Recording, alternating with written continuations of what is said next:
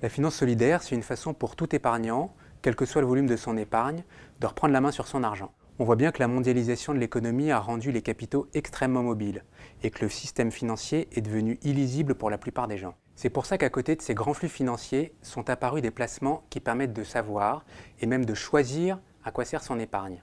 On peut décider d'orienter son argent vers des projets qui nous tiennent à cœur, des projets portés par des personnes bien identifiées et proches de chez soi.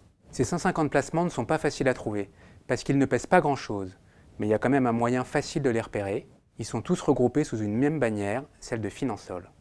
C'est un label créé en 1997 qui sert de gage de confiance. Il garantit que le placement sert vraiment à des projets utiles à la société.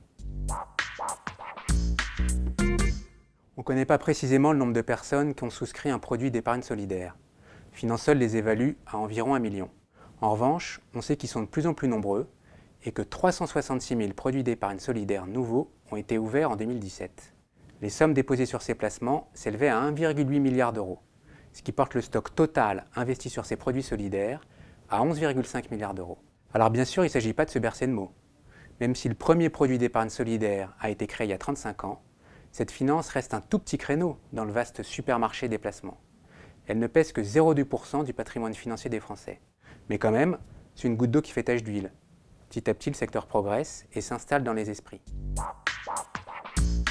Il y a 3 façons d'épargner solidaire. On peut simplement aller voir son banquier ou son assureur et lui demander quel produit il possède. Ça peut être un livret, une assurance vie, une SICAV. Par exemple, l'épargnant peut choisir un livret qui lui permet de donner les intérêts qu'il rapporte à une association de son choix. Ou bien il peut souscrire à un fonds qui est investi à 90% de manière classique et 10% dans des entreprises solidaires. Tous les grands réseaux possèdent ce type de placement, mais presque aucun ne les propose spontanément. Il ne faut donc pas hésiter à les solliciter son conseiller. La deuxième solution est d'investir au capital d'une entreprise solidaire. On peut le faire en direct ou en répondant à une levée de fonds sur une plateforme de financement participatif, comme lita.co, ou via un club d'investisseurs comme les clubs Sigal. Ce n'est pas la méthode la plus répandue, mais c'est la plus engageante. Enfin, la troisième possibilité, c'est d'épargner solidaire via son épargne salariale. Depuis 2008, une loi impose aux entreprises de proposer au moins un fonds solidaire à leurs salariés lors de la mise en place d'un plan d'épargne salariale. C'est cette méthode qui est la plus répandue.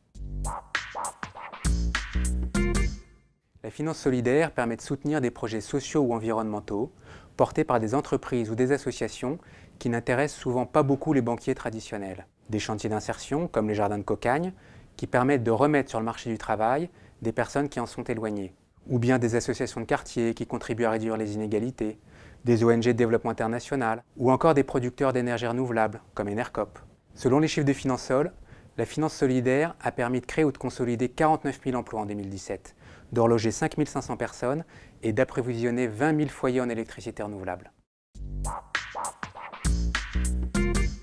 Les placements solidaires sont tout simplement de bons produits d'épargne. Ils offrent une sécurité appréciable, pas meilleure mais pas pire que celle des placements classiques. Quant à la performance financière, il est évident que ce n'est pas là qu'un épargnant pourra faire fortune. Mais il pourra s'y retrouver un minimum puisque beaucoup de ces produits bénéficient d'une fiscalité avantageuse.